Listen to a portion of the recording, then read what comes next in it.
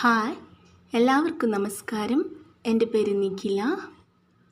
വളരെ എളുപ്പത്തിൽ തയ്യാറാക്കാൻ കഴിയുന്നതും പെട്ടെന്ന് തന്നെ നമുക്ക് സെർവ് ചെയ്യാൻ പറ്റുന്നതുമായിട്ടുള്ള ഒരു റെസിപ്പിയായിട്ടാണ് ഞാൻ ഇന്ന് വന്നിരിക്കുന്നത്. വേറൊന്നുമല്ല, നമ്മുടെ ബ്രെഡ് ഓംലെറ്റ്.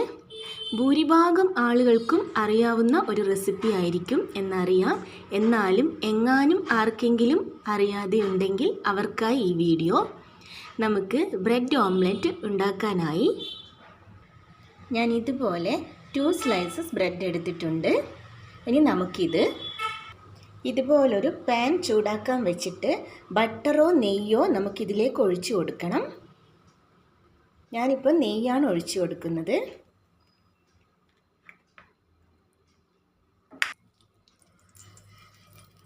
നന്നായി തൂകിക്കൊടുത്തതിന് ശേഷം നമ്മൾ എടുത്തു വെച്ചിരിക്കുന്ന 2 സ്ലൈസ് ബ്രെഡില്ലേ, അത് നമുക്കിതിലേക്ക് വെച്ച് കൊടുക്കാം. ഒന്ന് മൊരിയിച്ചെടുക്കാം. നമുക്ക് ഇതിൻ്റെ മുകളിലും നമുക്ക് ബട്ടറോ നെയ്യോ തേച്ച് കൊടുക്കണം.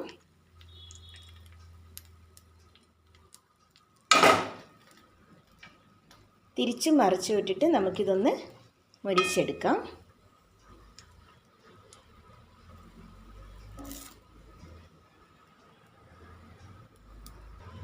ഇതുപോലെ ഒന്ന് മറിച്ചിട്ട് കൊടുക്കാം. കരിഞ്ഞു പോവാതെ ഒന്ന് ടോസ്റ്റ് ചെയ്താൽ മതി കേട്ടോ. കരിഞ്ഞു പോവാതെ ഒന്ന് മൊരിച്ചെടുക്കണം.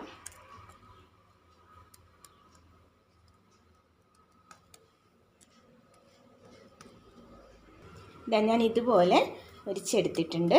ഇനി നമുക്കിതങ്ങോട്ടേക്ക് മാറ്റി വെക്കാം. ഫ്ലെയിം ഓഫ് ചെയ്യാം. ഇനി അടുത്തതായിട്ട് ചെയ്യേണ്ടത്,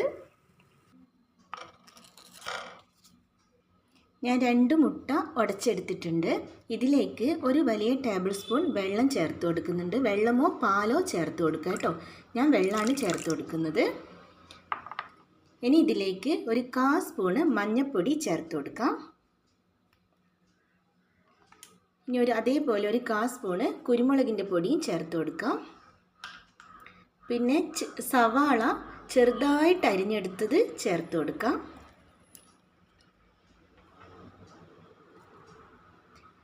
അതുപോലെ ഒരു 3 പച്ചമുളക് വളരെ ചെറുതായിട്ട് അരിഞ്ഞത് ചേർത്ത് കൊടുക്കാം.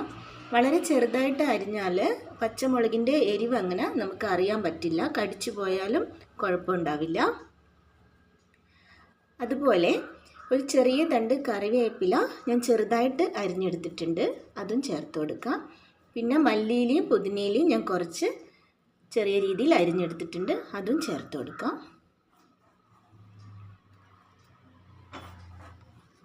ക്രീം ചേർത്ത് കൊടുത്തിട്ട് നമുക്ക് നന്നായിട്ടൊന്ന് ബീറ്റ് ചെയ്തെടുക്കണം. ഒരു 1/2 മിനിറ്റോളം ബീറ്റ് ചെയ്യണം. നന്നായിട്ട് ബീറ്റ് ചെയ്യാം.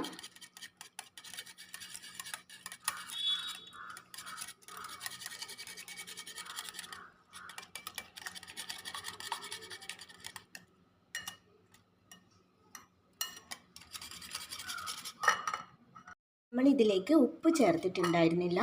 ആവശ്യമുള്ള ഉപ്പ് ചേർത്ത് കൊടുക്കാം. ഞാനൊരു 1/4 സ്പൂണ് ഉപ്പ് ചേർത്തിട്ടുണ്ട്. നമ്മൾ വെള്ളമോ പാലോ ചേർത്ത് കൊടുക്കണമെന്ന് പറഞ്ഞത് ഓംലെറ്റ് കുറച്ച് സോഫ്റ്റായിട്ട് കിട്ടാൻ വേണ്ടിയിട്ടാണ് കേട്ടോ. പാല് വേണമെങ്കിലും ചേർക്കാം, വെള്ളം വേണമെങ്കിലും ചേർക്കാം. ഞാനിവിടെ വെള്ളമാണ് ചേർത്തത്, അതൊരു ചെറിയ സ്പൂൺ കേട്ടോ. നന്നായിട്ട് ബീറ്റ് ചെയ്തെടുത്തിട്ടുണ്ട്. ഇനി നമുക്ക് ചെയ്യേണ്ടത്, ഇതുപോലെ പാൻ ചൂടാക്കാൻ വെക്കാം. എന്നിട്ട് ബട്ടറോ നെയ്യോ നമുക്ക് ഉപയോഗിക്കാം. ബട്ടറായാലും നെയ്യായാലും ഏതാണെങ്കിലും ഒഴിച്ചു കൊടുക്കുക കേട്ടോ.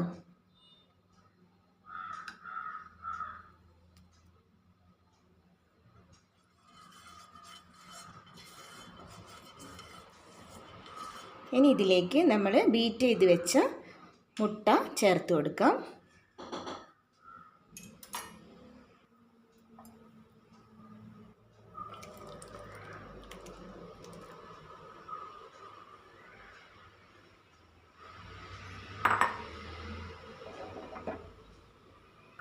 ഇനി അധികം വൈകാതെ തന്നെ ഇതിൻ്റെ മുകളിലേക്ക് നമ്മൾ നേരത്തെ പൊരിച്ച് വെച്ചിരിക്കുന്ന ബ്രെഡിൻ്റെ സ്ലൈസസ് ചേർത്ത് കൊടുക്കാം.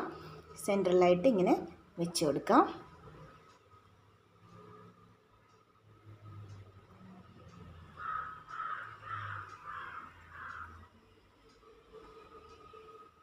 ഇതിങ്ങനെ അപ്പാട് ബ്രെഡിൻ്റെ മേലേക്ക് ഇങ്ങനെ മറിച്ചിട്ട് കൊടുക്കാം. ഇതുപോലെ ഞാൻ മറിച്ചിട്ട് കൊടുത്തിട്ടുണ്ട്. ഇത് മുട്ട ഇങ്ങനെ മടക്കി കൊടുത്തതാണ്. നമ്മുടെ ബ്രെഡ് ഓംലെറ്റ് റെഡി ആയിട്ടുണ്ട്. ഇനി നമുക്കിത് തിരിച്ചു മറിച്ചു ഇട്ടിട്ട് ഒന്ന് മൊരിച്ചെടുത്തിട്ട് വരാം.